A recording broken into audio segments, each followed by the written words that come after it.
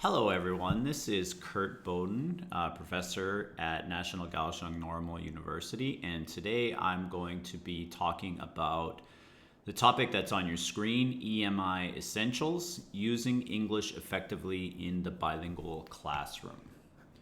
All right, so I'm just going to jump right in. Okay, so I want to start with a little bit of an introduction about this particular topic. So as you saw on the screen, there were three actual topics that I'm going to cover in this video. And actually, I'm going to cut the video into three parts, one part for each of those topics. And as you saw, the three topics are classroom English and instructional interactive English, and then translanguaging. And when we are talking about this, what I'm doing is I'm trying to show you from the teacher's perspective about using English in the classroom and how that's going to benefit the students in your class.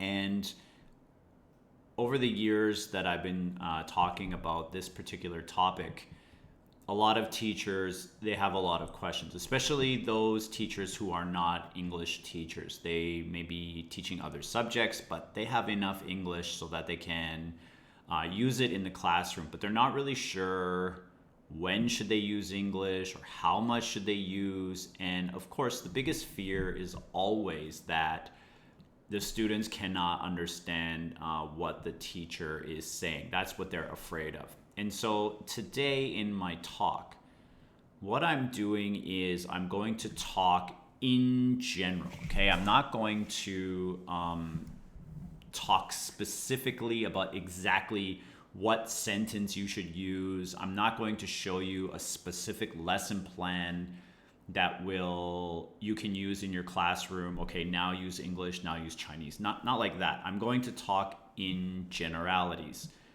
so that you can take the theory or the idea and then adapt it or adopt it for your own classroom, because all teachers, you teach different subjects, you have different English abilities, and depending on whether your subject needs to have a large exam or not, perhaps you can't use as much English excuse me, because you need to make sure that students learn the content very well, and so that can also affect how much English you use.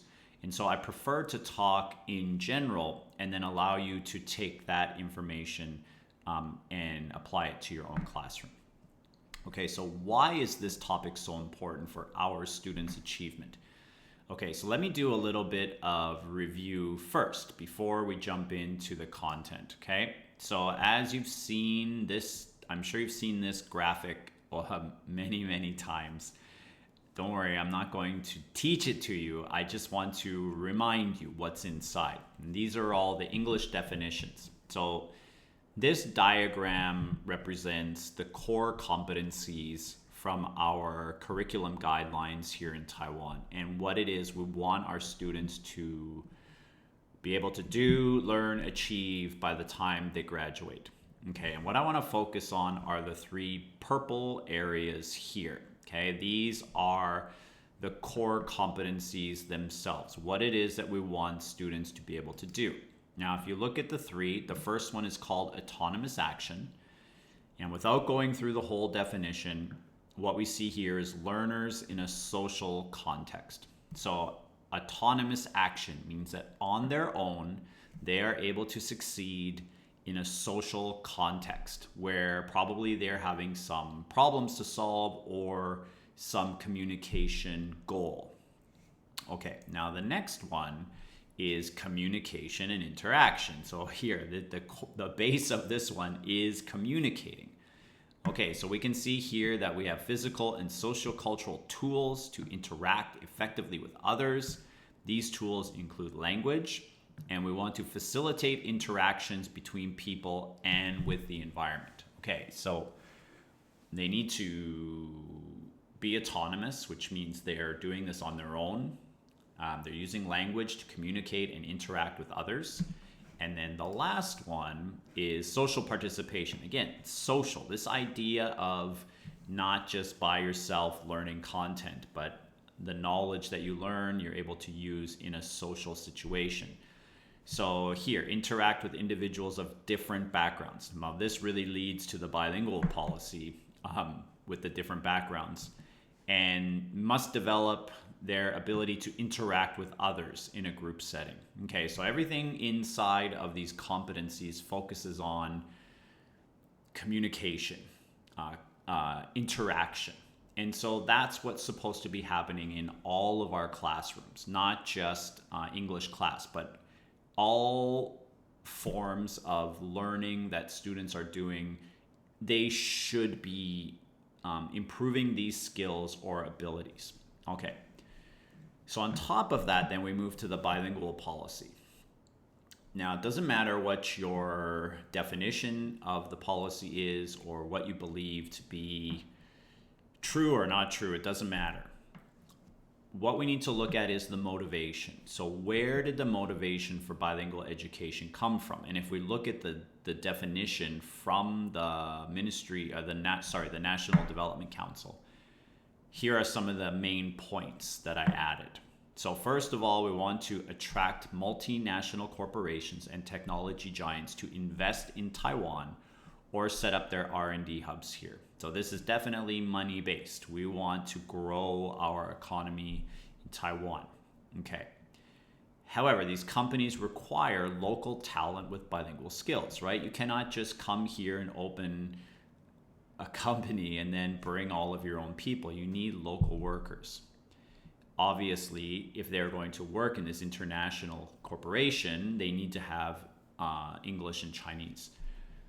Taiwanese workers also need to communicate and collaborate with counterparts from other countries and work in global markets targeted by Taiwan's industry. So it's not just about bringing some in, it's also we want to work with corporations from other countries, and so we need the people who are able to do that. And the last point, which is very important for us, is increasing communication skills in young Taiwanese people will bolster their global competitiveness. And I don't think you can argue this one, because anyone who has the ability to communicate in another language, of course, there are more open doors for them to succeed in the future. Okay, so that leads us to something called communicative competence. So if you want to be a successful communicator in a language, there are four main areas that we need to be concerned with. The first is grammatical knowledge. Okay, this is just knowing the rules of the language. And I believe in Taiwan, this area is done very well. Our students know a lot of the spelling, the grammar, vocabulary that they need. The second is discourse knowledge. Now, very simply what this means is being able to communicate longer than just one sentence. So actually having a conversation where we take turns, or writing many paragraphs together that connect very well and serve a purpose. Okay. The third one is social linguistic knowledge. Basically, this means knowing what language to use based on who you're talking to or who you're writing to.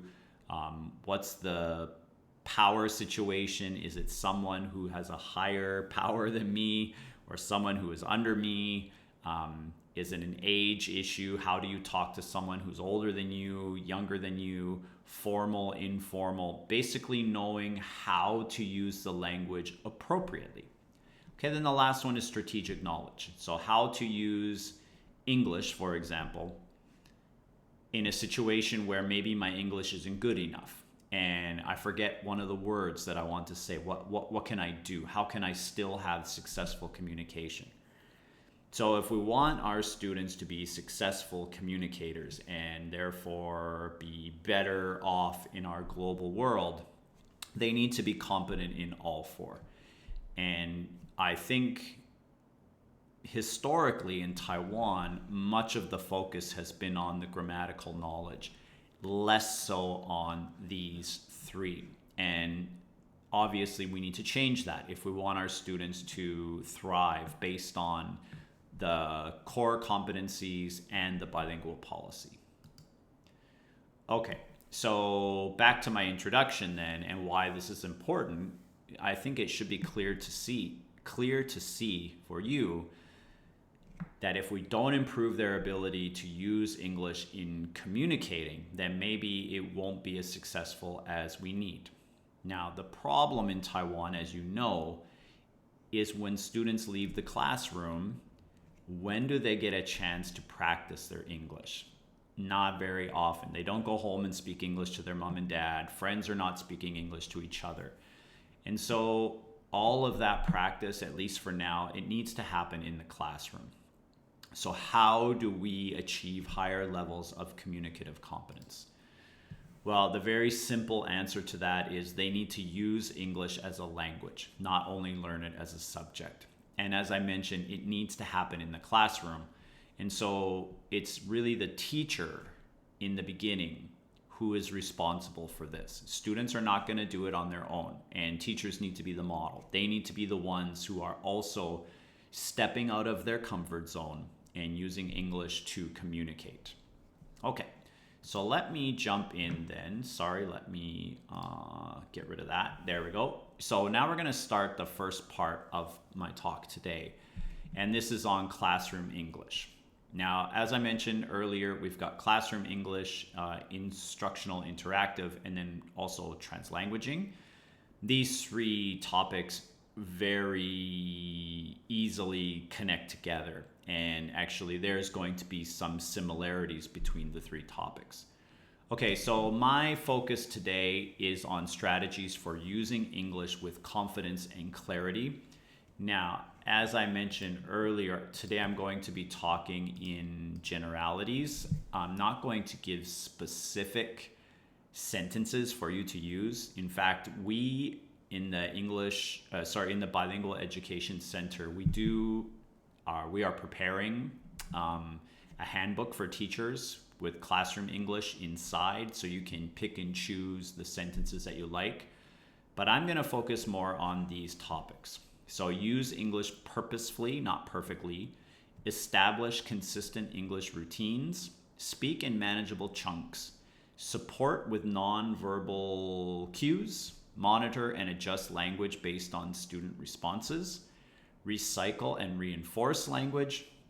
And the last one, make English a safe, encouraging space. And now I'm going to talk about each one in a little bit more detail and give some examples. Okay, so let's start with the first one. Use English purposefully, not perfectly. Now, I'm talking about the teacher here, okay? We're not talking about the students, even though actually it's the same for the students. We don't need to be so worried about perfect English when we are talking about communication. Remember, the purpose of communication is that I have something that I need or I want to share, and I do that by communicating to another person. If I need something and I use language to communicate that need and I get what I need, then that is successful. Obviously, there are different levels, but that should be the main goal in the beginning. Okay. But right now I'm talking more about from the teacher's perspective. So if you are an EMI instructor or a CLIL teacher or just bilingual teacher, doesn't matter.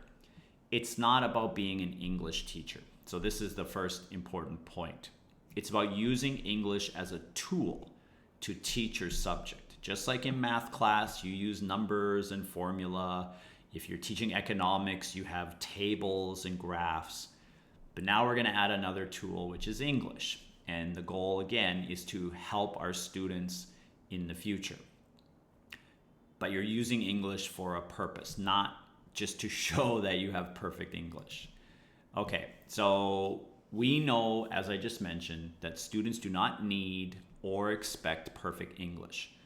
And definitely from the teacher. This is something that I know teachers often worry about, is they're afraid that students will laugh at their English or say their English is not good enough. But I think this is an easy thing to fix, is by having a quick talk with your students to say, you know what, my English is not perfect, your English is not perfect, it's okay, we're in this together, and we just do the best that we can. So what they need from you is they need clear, confident, and meaningful communication. It doesn't have to always be perfect. Okay, so as a teacher, making small grammar or pronunciation mistakes It's okay. And to be honest, there are not too many people in the world who learn a new language who can use that new language without any mistakes. It's very difficult to do that. I'm not saying all mistakes are okay, but their mistakes are going to happen. That's acceptable. But it is more important to model communication strategies like paraphrasing or clarifying. Teaching students how to use English to ask a question or get their point across without immediately just translating into Chinese. That is the one thing that students rely on too much, and I think maybe some teachers as well. Okay, so here's an example. Now we see teacher and student here. Teacher says, explain me this. Why is the sky blue? And the student answers, Rayleigh scattering. All right, it doesn't matter if you know what that means or not. What I want to look at here is, can you see the language problem from the teacher? Okay, so since this is just a video, I'll keep moving on. Yeah, explain me this. The correct way to say this is explain this to me, or explain to me why the sky is blue. Explain this to me. Why is the sky blue? Something like that, okay? However, the second question is this an example of meaningful communication? Of course, yes, right? Because the teacher asked the question and the student gave the correct answer. So this is an example. Small mistake, it doesn't matter because they still were able to understand and provide the correct response because you are teaching content, not English. That's the English teacher's job, is to correct small things like this. Okay, another example will be like this. So the teacher is trying to think of some word in their mind, and they say, what's the word? Oh, the number answer. You know, when you find an answer you are looking for. And the student says, solution? Teacher says, yes, that's it, solution. Okay. So this is an example of strategic knowledge of using another language. Now, typically, if the teacher or student forget a word, they will automatically say the word in Chinese. But in this example, you see the teacher starts to describe it. You find the answer, 1 + 1 equals, what's that answer called? And allows the students to actually participate in the meaning making. This is an example of showing them how to do this, because most students will not do this. They will just say, oh, 那个讲什么, or 我忘记可以用中文吗? They will switch to Chinese immediately. They do it in my classes all the time, and those are English classes. So the reason is because it's easier, right? And it's more comfortable for them. So we want to show them as the teacher how they can do this using English. Okay, so as I said, in both of these examples, the teacher does not use Chinese and there is successful communication. Okay, number 2, establish consistent English routines. This one is very important. When you first start using English in the classroom, if you haven't already, it's possible the students will not understand everything you are saying. That's because you are using English differently than their English teacher or from some other teachers they've had. However, you cannot lose hope so quickly. You need to keep using the same English over and over again, because maybe they don't understand the first time. Maybe they don't get it the second time, but they will start to get it third time, fourth time, fifth time. As long as you keep using the same sentences, the same phrases, they will start to be able to predict the English that you're using. And eventually, when they get more comfortable, they will start to use it as well. Remember, when you are learning English or any language, it's always listening first. Listen and do. And then eventually you start to feel confident enough to say those words. So again, you are being the model here. So these are your set phrases or teaching catchphrases. If students hear them repeatedly, they understand without needing translation. I'll give you a very, very simple example.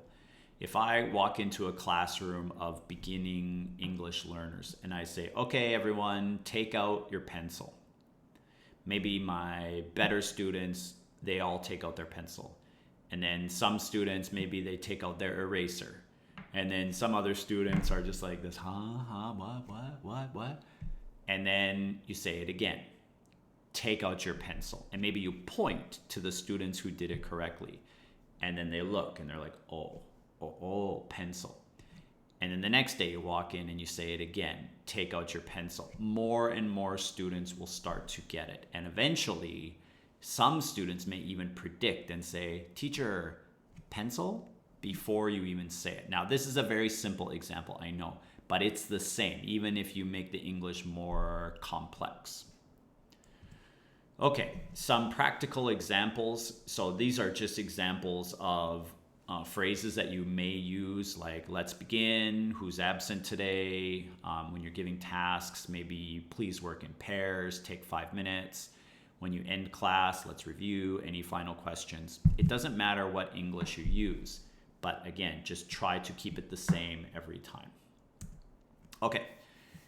This is something you can just do on your own, obviously, because this is a video, we cannot have any interaction, but you can pause the video and you can think about this by yourself.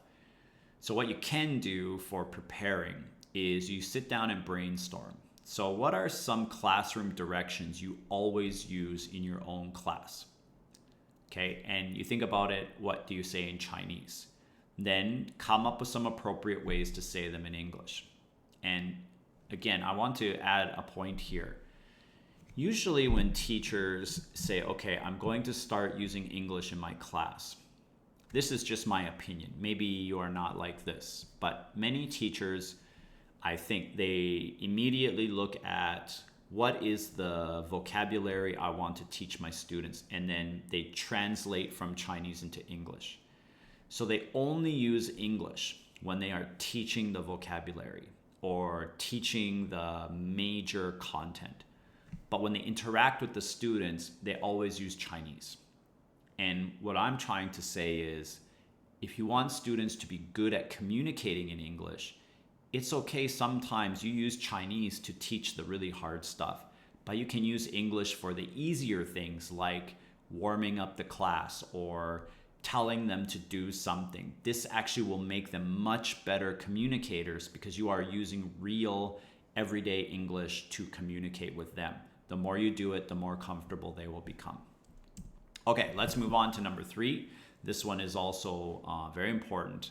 Speak in manageable chunks. Okay, so what a chunk is a group of words that you are using.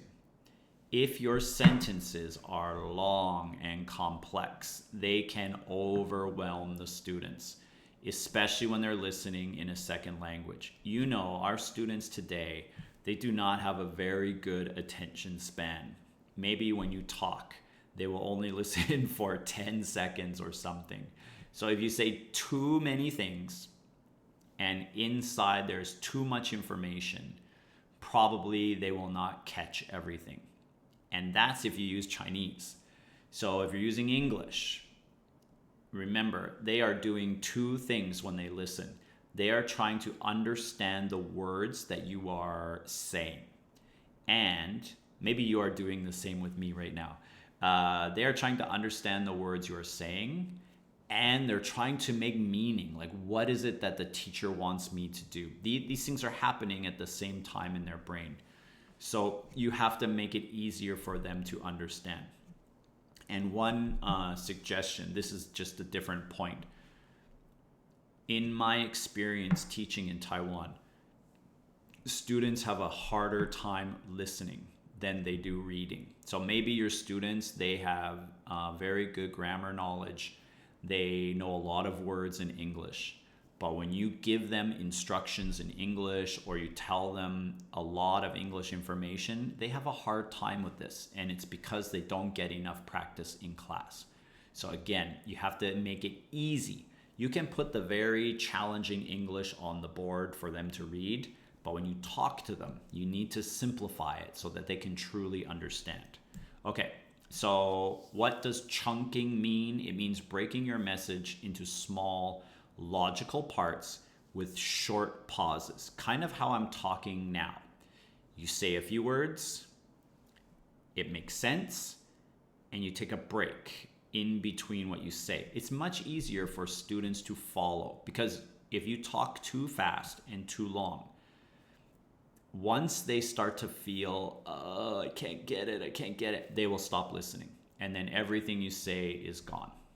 And what happens is teachers will feel frustrated and then they will just switch back to Chinese, which is what we don't want. We want to practice using English. Okay, so here's an example of a bad one. This one's too long. Please get into groups of 4 and make sure each group has a worksheet and one person with a timer on their phone. So you can see here, I've bolded the important information. So we've got groups of 4. Each group has a worksheet, one person with a timer on their phone. And I said all of that information with just one short pause because we have a comma here. So how should we do this in a way that's easier for students to understand? So this backslash means pause, okay? So, okay, get into groups, 4 people in each group. Make sure you have one worksheet, one person use your phone as a timer, okay? Break the important information up one by one into chunks. And of course, it's better if you use your hands, okay? Get into groups, 4 people in each group. Make sure you have one worksheet, one person phone as a timer, just like that. Okay, moving on. Number 4, support with nonverbal cues. So as I just mentioned, body language, gestures, and visuals are a huge part of communication. I believe you will have a class or you've already had it in this training session called multimodality. Okay, and this is what we're talking about. Students need many different modes of input so that they can understand what's going on around them. This is especially true for language because when they don't understand every word you are saying, if you use your hands, writing, you point, things like that, it helps them to learn the language and understand. And then they feel more confident. Okay, so your tone of voice, pointing, it can communicate even when your words are not. So remember that. I know you know this in Chinese, but it's even more important for English. So some practical examples, if you want students to do things, you can gesture like stand up, sit down, go to your seat, circle the answer. This works very well with students who do not have very strong listening. Point to the board or their books. And another thing, when you are talking about a worksheet or any information, if you have that information on the screen and you can point to it, then it's much easier for them to follow along. Thumbs up, hand signals, eye contact, and if you use the same ones over and over again, they will learn faster. Okay, as I just said this one. Okay, let's move on to number 5. Monitor and adjust your language based on student responses. So remember, communication is two-way. You have to pay attention to their reactions and adjust accordingly. If you are using English that's too easy, you might start to get this. You can tell they feel bored, but not only that, they feel like you are insulting their intelligence because they are better than that. On the other side, if you use English that's too hard, you will start to see the worried faces and they will be asking their classmates, hey, what did the teacher say? And then again, you need to simplify it. But in my experience, when you are talking in English, simple is always better. The work that you give them, the reading and the writing, of course, can challenge the students more in that way, but try to keep the speaking simpler. Okay. So as I said, you get some signs of confusion, blank stares, no reaction, whispering to their classmates. So some things you should do if this happens, especially if they look confused, rephrase it. So you say something they don't understand, try a different word or try to describe it. Remember, you are modeling for the students how to do this. Slow down. If you talk too fast, it's hard for them to follow. Ask guiding questions or demonstrate. Just model it for them. Don't immediately translate into Chinese. If you do that, if you just go straight to Chinese, then the students are going to copy you. Anytime they struggle, they're just going to switch back to Chinese. Now, in some cases, which I'll talk about in the translanguaging section, it's okay to use Chinese. I'm not saying Chinese is not okay to use in the class. This is not English class, right? It's bilingual class. But when we are trying to improve their ability to communicate with the language, right now is English time. So we want to really make them try to use English rather than always switching back to Chinese. Okay. So some practical examples. So the teacher here says, analyze the data and write a report. And the students do this.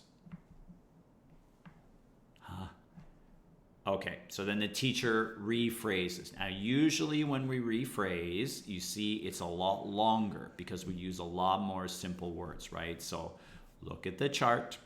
What do you see? What is happening? So these are the guiding questions. Now, write a short paragraph. So data, they probably don't understand. Analyze, they probably don't understand. And report, they probably don't understand. So see, we've simplified it and made it longer. Okay. Last one, I think this is the last one for Classroom English, number 6 anyways. Recycle and reinforce. And this is something I tell all my students who are becoming English teachers in the future. It's very important that you do this all the time. So I use the English class example of, let's say I'm teaching beginning learners, junior high school students or elementary school students. I teach them the days of the week, Monday, Tuesday, Wednesday, Thursday, Friday, Saturday, Sunday. As soon as I teach those days, I try very, very hard to use them in all of my talking for the next 2 or 3 weeks. Oh, what did you do on Friday? Hey, do you guys know we have a test on Tuesday? I try to use those words again and again. Okay, so this is what we call recycle and reinforce language. So repetition and reuse help students absorb English naturally. We don't want students to always memorize the words on their paper. We want them to learn the language, not learn the subject. So as a teacher, you recycle the same phrases or structures in different contexts. So I use it now, and then next topic, I try to use the same ones as much as I can. This will make them stick. Okay, so for example, I'm going to use the phrase take out.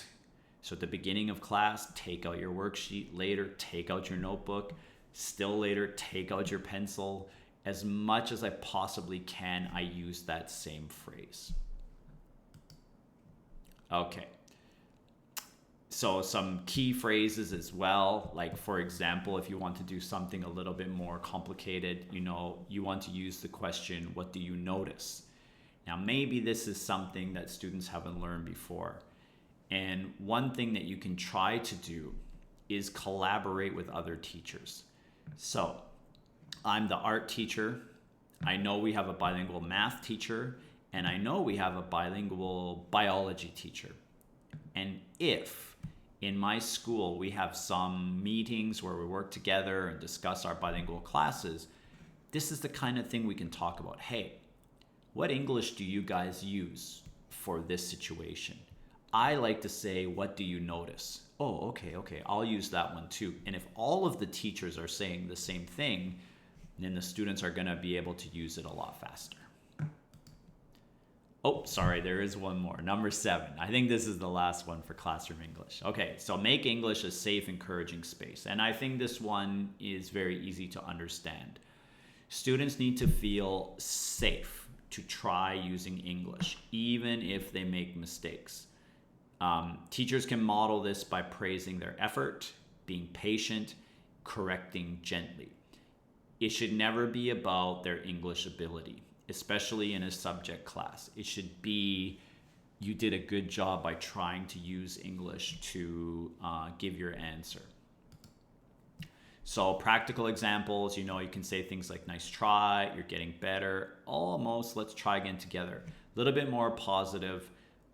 If the students don't have confidence, they're going to be too afraid to try. And most students that I've dealt with in Taiwan is because they're afraid to make a mistake. So they need to know in the very beginning, you're going to make mistakes. Mistakes are normal. That's how you learn a language. You have to try to use it. You make mistakes, and then that's how you get better. And they need to feel that even if I make a mistake, I'm not going to fail, or the teacher is not going to, you know, make fun of my English or something like that. Okay, so how can we do that in terms of feedback? One way that I like is the sandwich method when you're giving your students feedback. So you start with something positive. This creates a receptive atmosphere. You know, when students give an answer, of course, they're terrified that it's going to be wrong. So if you start with something positive, it lowers their guard. They feel more, okay, well, I didn't do everything wrong. Something was right. Then you give your number 2, constructive criticism. Show them where they can improve, be specific. And then number 3, you finish with some encouraging comment or affirmation. So you know you're doing much better. Keep up the good work, something like that. Okay, in EMI and bilingual classes, keep your feedback mostly on the content rather than language. If you focus on language too much, they're going to be afraid to talk. It needs to be like that. I'm teaching you biology. My feedback is mostly on the content. Of course, if they say the word wrong, you can correct them, but try not to focus too much on grammar and things like that in your biology class. Okay, that is it for the first video, so I'm going to stop it, and part two is going to be on instructional and interactive English.